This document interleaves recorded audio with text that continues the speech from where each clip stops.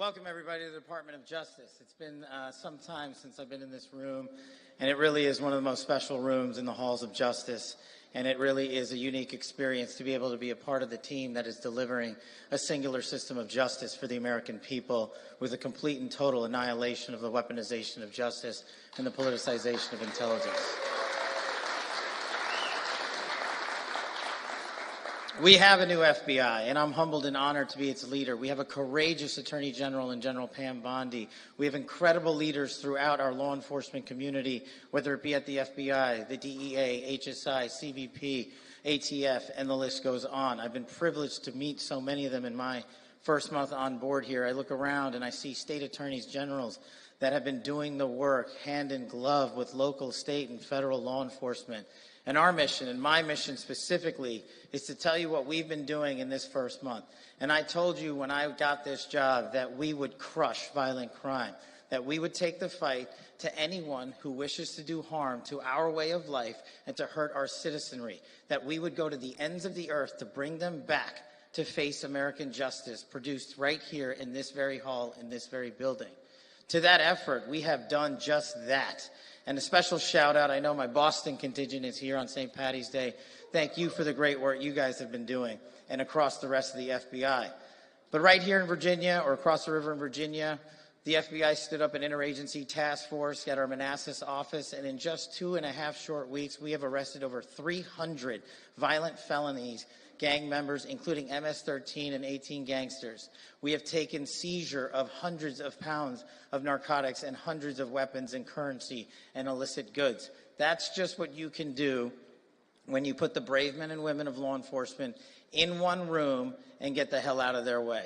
And we are going to do that in every state across this country. In Massachusetts alone, in the last couple of weeks, they have indicted federally over 50 violent gang members and narco traffickers, seizing almost 200 kilograms of fentanyl.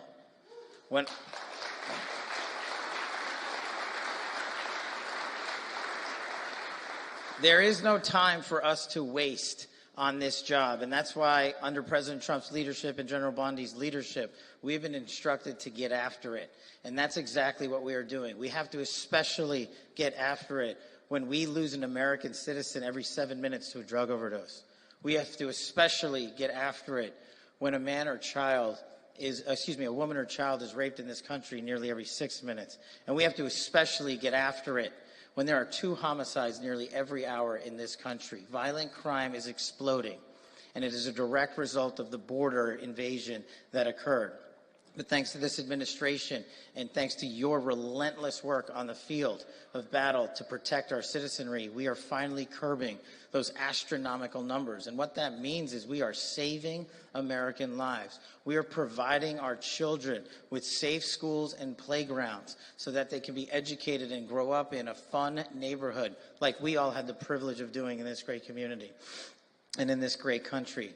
So when you go out there and you see your communities working with this interagency task force, and you see our brave men and women of law enforcement, it is a team effort. This is not a one-stop, one-man, one group, one agency operation.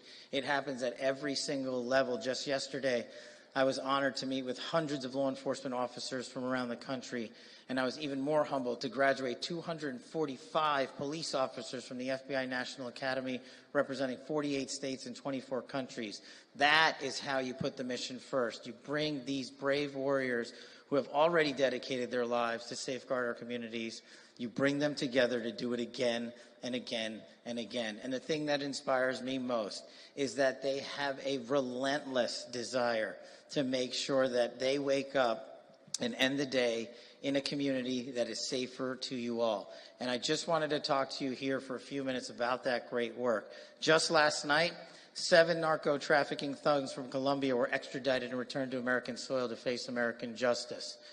Just the other week, 29 Mexican narco traffickers from Mexico were repatriated here to America to face American justice. Just in that group alone, you are talking about over 5,000 kilograms of narcotics that would have poured into our country. And you'll see the type of damage that just a little bit of fentanyl can do to our children.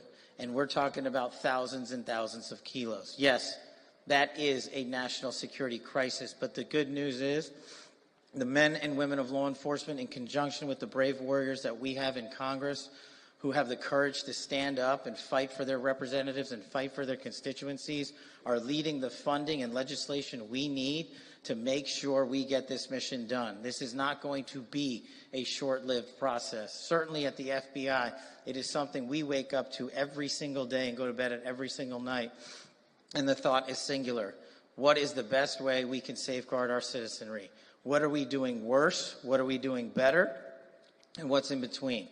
And when we have those answers for you, you see them delivered in the halls of justice in the courts across this country. And that's the great work that is the tip of the spear.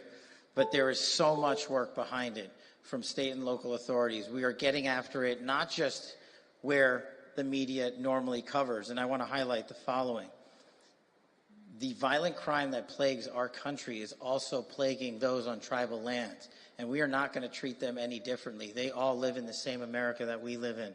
And they face the same crises that we face. So we will work with our state and local partners on all matters that are affecting tribal lands and Indian reservations to make sure their children are no longer trafficked, to make sure their women are no longer raped and go missing. This mission must be 24/7, 365 from the Atlantic Ocean to the Pacific Ocean. But beyond that, we must go extraterritorially, like I've just told you about. We must go down to the furthest reaches of the planet to make sure that we bring you the justice that you have voted for in this new administration. And we will, and this is my promise to you as the director of the FBI for as long as I'm in this seat, we will never, ever stop fighting violent crime. That is the priority of the FBI along with national security. And we will put every resource and every manning that we have on that mission.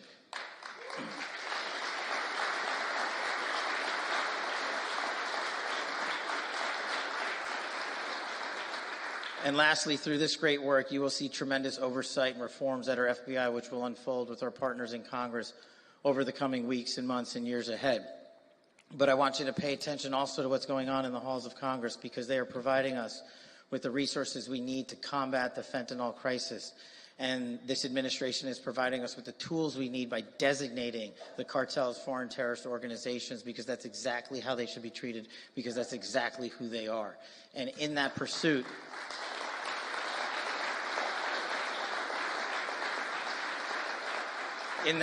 I look forward to playing a very small part. The FBI will play a very large part, and our interagency partners and our local and state law enforcement officers will start putting more and more and more handcuffs on the bad guys, and good cops across this country will be unleashed to be good cops on a daily basis. And the lasting promise that I will leave you with, and this is a message to the law enforcement community, you have always had the backs of the American people, so the Federal Bureau of Investigation and me as its director will have your backs. Thank you.